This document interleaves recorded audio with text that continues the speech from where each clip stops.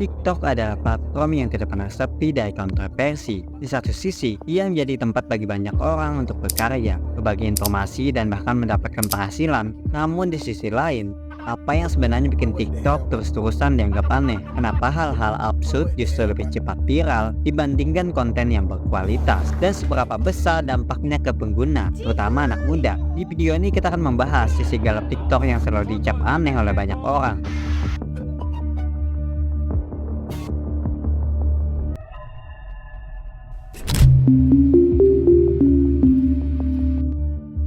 Seperti yang kita lihat, banyak sekali YouTuber-YouTuber membahas TikTok ini dengan capan yang buruk terus. Beberapa tahun lalu, TikTok sempat dibanjiri oleh fenomena pengemis online. Banyak akun yang berpura-pura miskin atau membuat skenario yang menyedihkan demi mendapatkan donasi dari penontonnya. Fenomena ini bahkan sampai disorot oleh media yang menunjukkan bahwa banyak dari mereka sebenarnya tidak dalam kondisi sesulit yang ditampilkan. Ini hanyalah salah satu contoh bagaimana platform ini sering digunakan untuk eksploitasi, entah itu anak-anak, orang tua, atau bahkan hewan.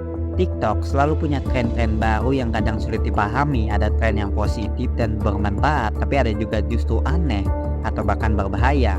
Misalnya, tantangan makan makanan yang tidak biasa, bertingkah konyol demi viral, atau melakukan sesuatu yang sebenarnya tidak masuk akal hanya karena ingin mendapatkan perhatian.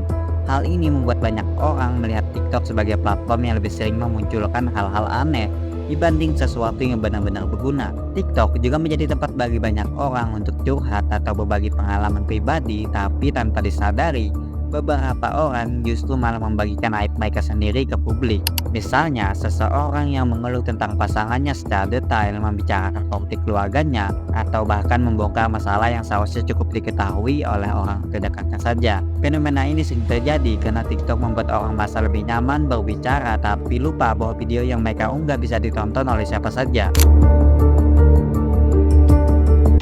TikTok juga telah menerapkan berbagai sistem moderasi untuk mengontrol konten yang beredar di platformnya, termasuk algoritma penyaringan otomatis dan tim moderator manusia. Namun, tantangan dalam mengendalikan penyebaran konten yang tidak pantas atau vulgar tetap menjadi masalah besar. Dengan miliaran video yang diunggah setiap harinya, masih ada celah bagi konten-konten berbau kekerasan, seksual, atau tidak sesuai dengan norma sosial untuk lolos dari pengawasan dan tetap muncul di beranda penggunanya. Hal ini semakin mengkhawatirkan karena banyak pengguna TikTok berasal dari kelompok usia di bawah 18 tahun. Tanpa pengawasan yang ketat, anak-anak dan remaja bisa saja terpapar konten yang tidak sesuai dengan usia mereka, yang berpotensi mempengaruhi pola pikir dan perilaku mereka. Beberapa kasus bahkan menunjukkan bahwa tren seperti joget-joget gak jelas, tantangan yang aneh atau konten yang tidak pantas untuk anak-anak bisa menyebar luas tanpa kontrol yang memadai. Salah satu isu terbesar yang dihadapi TikTok sejak popularitasnya meningkat secara global, banyak pihak menyoroti bagaimana aplikasi ini mengumpulkan data penggunanya dalam jumlah besar, termasuk informasi pribadi, lokasi, kebiasaan menonton, hingga pola interaksi di dalam platformnya. Kekhawatiran ini semakin bertambah ketika muncul dugaan bahwa data tersebut dapat diakses oleh pihak ketiga tanpa izin yang jelas, terutama karena perusahaan induknya ByteDance berbasis di Cina. Beberapa negara seperti Amerika Serikat dan India bahkan telah mengambil langkah serius terkait isu ini. India telah melarang TikTok dengan alasan keamanan nasional. Sementara pemerintahan Amerika Serikat telah beberapa kali mempertimbangkan untuk membatasi melarang aplikasi ini. TikTok sendiri berulang kali membantah tuduhan tersebut, mengklaim bahwa mereka memiliki kebijakan ketat dalam melindungi data penggunanya dan tidak membagikan kepada pemerintah manapun. Meskipun begitu, kontroversi ini terus berkembang, terutama dengan meningkatnya regulasi tentang privasi data di berbagai negara.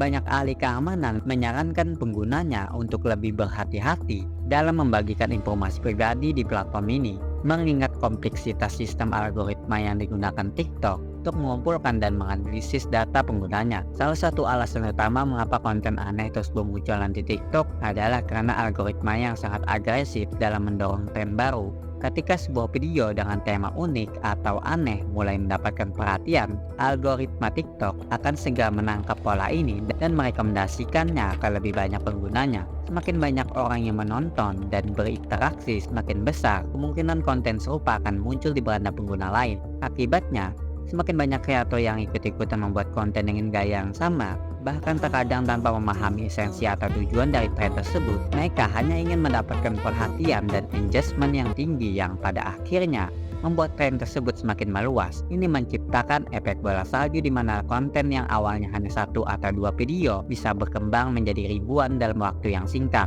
Misalnya, TikTok tidak selalu memprioritaskan kualitas konten, melainkan lebih fokus pada apa yang sedang viral. Konten-konten aneh atau bahkan tidak masuk akal seringkali menarik perhatian karena sifatnya yang unik. Hal ini membuat TikTok dipenuhi oleh video yang kurang memiliki nilai edukatif atau artistik, tetapi tetap mendapatkan jutaan tayangan hanya karena sifatnya yang menghibur atau absurd. Kesimpulannya, TikTok adalah platform dengan potensi besar tapi juga penuh kontroversi, dari pengemis online, tren aneh, hingga orang-orang yang tanpa sadar menyebarkan hype-nya sendiri. Semua ini membuat aplikasi ini sering dianggap sebagai tempat yang aneh meskipun ada banyak konten bermanfaat di TikTok. Sisi gelapnya tetap tidak bisa diabaikan. Itulah alasan kenapa TikTok selalu mendapatkan cap yang unik dibandingkan platform lainnya.